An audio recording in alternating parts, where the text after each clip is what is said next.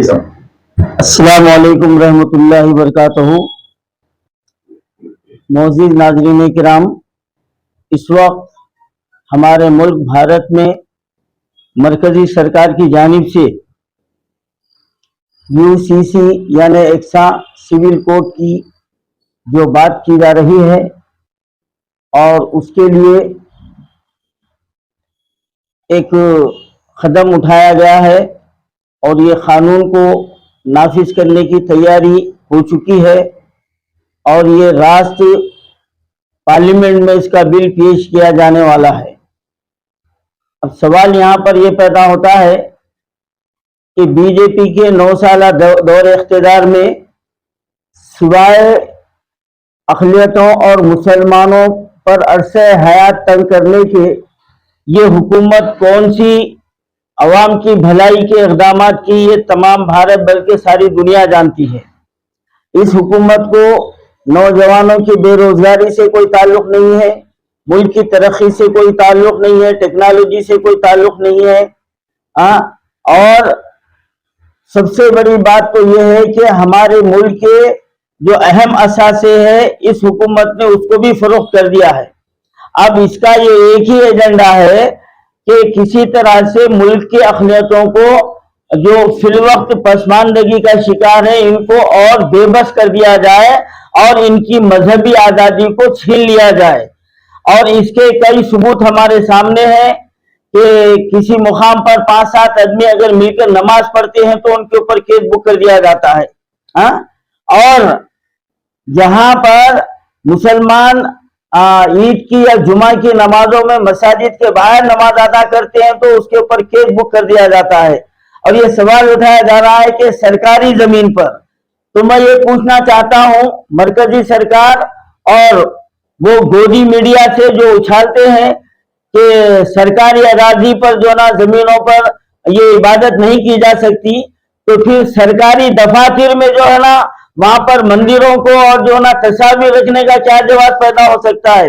اسکولوں میں، کالجوں میں، بسوں میں آپ کو کوئی ایسا مقام نہیں ملے گا کہ وہاں پر دیوی دیوتاؤں کے جو نا تصاویر نہ ہو، تو وہ تم کرے تو جائز، اور ہم جو ہے نا 5 منٹ کی اگر کوئی نماز پڑھ لے تو وہ جو نا غیر قانونی ہو جاتا ہے۔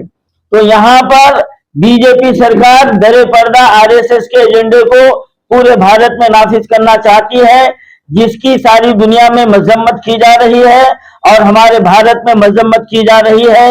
اور یہ اور بات ہے کہ چند ایمان فروش ناقیمت اندیش جو BJP اور RSS کے اعلی کار ہیں وہ در پردہ اس کو جو ہے نا اس کی تائید کرنے کی ناکام کوشش کر رہے ہیں، اور عوام یہ جانتے ہیں کہ ان کا پس منظر کیا ہے اور یہ چاہتے کیا ہیں۔ لیکن اب ضرورت اس بات کی ہے کہ ہمارے بھارت کے تمام مسلمانوں کو، مائنارٹیز کو، یہاں پر ایک سوچنے والی بات ہے کہ جو ایمان فروش جو ظاہری جو نا جو لبادہ اوڑھ کے سامنے آ کر قوم کو جو دھوکہ دے رہے ہیں وہ اتنے بے شرم ہو گئے ہیں۔ آج سکھ کمیونٹی نے اس بل کی مخالفت کی ہے اور اپنے آپ کو ایک جو نا عالم دین کہنے والے یہ کہہ رہے ہیں کہ یہ سیویل ہے، یہ مذہبی نہیں ہے۔ تو پھر ان نماز پڑھنے والوں کو کیوں روکا گیا؟ اس کے لیے تمہاری زبان کیوں نہیں کھلی؟ لعنت ہے تمہارے اوپر، اس کے لیے تمہاری زبان کیوں نہیں کھلی؟ مسلمانوں پر عرصے حیات تنگ کر دیا گیا، اس کے لیے زبان کیوں نہیں کھلی؟ مساجد کو شہید کر دیا گیا، اس کے لیے تمہاری زبان کیوں نہیں کھلی؟ ارے کتنے دن جیو گے تم دنیا میں RSS کے ٹکڑوں کے اوپر؟ کتنے سانسیں لوگے؟ ایک دن تو تم کو جانا ہے، اللہ کے پاس منہ بتانا ہے اور اپنے آپ کو ایک عالم دین ظاہر کرے۔ لعنت ہے تمہارے ان کے اوپر کہ قوم کا سودا کرنے والے جو بظاہر جو ہے نا رہبری کا لبادہ اوڑھ کر آج مسلمانوں کو جو ہے نا نقصان پہنچانے کی اپنے آقاؤں کو جو ہے نا خوش کر رہے ہیں، اس کی میں مذمت کرتا ہوں۔ آج سارے بھارت میں اس بل کی مخالفت کی جا رہی ہے اور کی جانا چاہیے، اور ہمارے شہر حیدرآباد میں ایک تنظیم کی جانب سے 9 جولائی کو میڈیا پلس میں ایک جو ہے نا کانفرنس رکھی گئی ہے۔ میں تمام مسلمانوں سے اپیل کرتا ہوں، دیکھیے صاحب، ہم کو کون کیا کرنا نہیں دیکھنا ہے، کون ہے سامنے والا وہ نہیں دیکھنا ہے، کیا کر رہے ہیں ہم کو اس پہ نظر رکھنا ہے۔ یہاں जमाती वाबस्तगी, मसलकी वाबस्तगी को आप बाला ताक रखिए। मॉब लिंचिंग के इतने वाकयात हुए।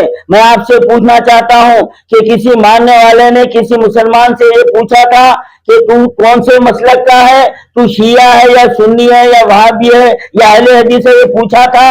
अरे अगर अभी भी हमको शर्म नहीं आएंगी तो कब आएंगी फिर?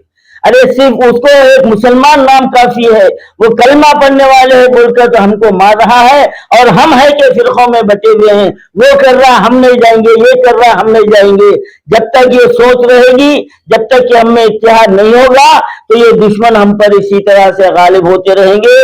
और इंशाअल्लाह हैदराबाद में जिस तरीके से नासी के खिलाफ एक तूफान उठा था, इसके लिए भी यकीनन तूफान उठेगा। उसके लिए Muslim United federation, all India सूफी उलमा कौंसिल, शबाना रोज इसके लिए जद्दोजहद कर रही है। और मैं मुस्लिम यूनाइटेड फेडरेशन की जानिब से ऐलान करता हूं, इस काज के लिए एक्सा सिविल कोड की मुखालिफत के लिए जो भी तंजीम काम करेंगी, हम उसका साथ देंगे। हम उसके शाना बशाना हम उस पर जो ना साथ देंगे, इस तहरीक को आगे बढ़ाएंगे। मुसलमानों को दहशतगर्दों से तकलीफ हुई है, खुद ये लोग कहां थे? ये तमाम मखलूकात में एक मखलूक ऐसी है वो जो सिर्फ मालिक का वफादार होता है और जो ना अपनी जात वालों को देखते जो ना गर्राता है। तो ये मालिक के वफादार है, तो ये वफादारों से आप जो ना भलाई की क्या उम्मीद रख सकते हैं? आप इनके जाहिरी लिबास